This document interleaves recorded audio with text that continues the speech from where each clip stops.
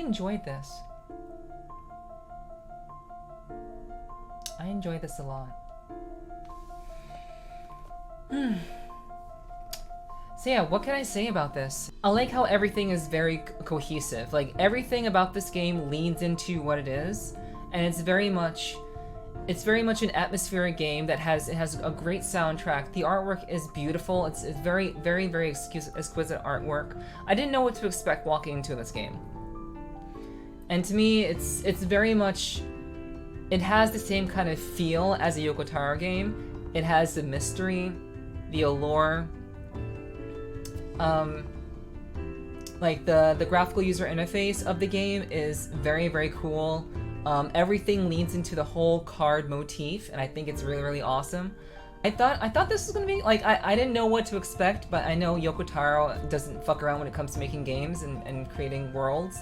So I'm hopeful that this world is going to really lead into something that's very, very deep. It's definitely going to be kind of a fantasy type story, very outside of what we would normally see from Yoko Taro, but he seeks to tell stories. He does seek to tell stories, knowing how they're going to end. He typically writes the stories knowing how they're going to end and then works backwards. And I know that he's going to give this game enough attention, enough love, and I think it'll be a lot of fun. I don't know how the card aspect is going to be welcomed among a number of people. I don't know, but it definitely seems like it has potential. Like, for the short time that we played tonight, I genuinely enjoyed what the game had to offer. I enjoyed the world, I enjoyed the dialogue, I enjoyed the narration, I enjoyed the music.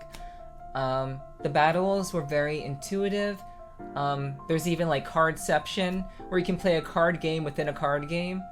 Yeah, I feel really good about this game, and I genuinely would play it. I would absolutely play this game. I would play through a lot of it. Like, I think it would be a lot of fun. Like, this kind of feels like what the Yu-Gi-Oh games for PlayStation could have been. I did own one of the Yu-Gi-Oh games for PlayStation back in the day, and like, it tried to lean into the card game aspect like too heavily, like the actual collector, like TCG type card game too heavily. But this actually uses the RPG elements that exist while just having it in a card format. And I think that's really interesting. The entire world is based around card games and such. There's a multiplayer. Yeah, there's a multiplayer, yeah. So, I mean, I think that could be fun. I don't know exactly, but yeah, I think the story could be very, very interesting. The kind of pictures flashes of emotional moments and then writes a story around all of that. Yes, indeed, Squizzard. It's a fun way to write and tends to make for more emotional stories. I agree, because you already know how it's going to end, and then working backwards, you have to find the reason of what led to that part. I've definitely watched Yoko Taro's talks when he's done them at like gaming conventions and such. So I've definitely looked into Yoko Taro's creative process as well, because I'm just kind of taken in by the way that he approaches that sort of work. It's just an RPG with card stuff, which I like. I think it's cool. You're excited for the full version of this? I am too. I didn't know what to expect with Isle of the Dragon Roars. Square Enix emailed whoever was on the mailing list with a trailer of this game. I saw the trailer and I'm like, what is Yoko Taro thinking, and why and how did Square Enix greenlight this? So I was like, I didn't know what to expect. It seemed kind of weird. And I was kind of like, well, I mean, it's Yoko Taro, and like, you have the same people who've worked on the Nier games on the team also, and that's really cool. So it must be good, you know? Still don't know what to expect. I think nowadays they learn to just greenlight whatever he does now. Well, I mean, like, Yoko Taro has a cult following. Yoko Taro definitely has a cult following, for sure. He definitely does. Yeah, and I think that's fine. I think that's great. He makes, like, he writes the kinds of stories that people are afraid to write. He creates the kind of worlds, and he aims to create the kind of worlds that go outside of the norm. Yeah, Dragon Guard 1 was very, very different.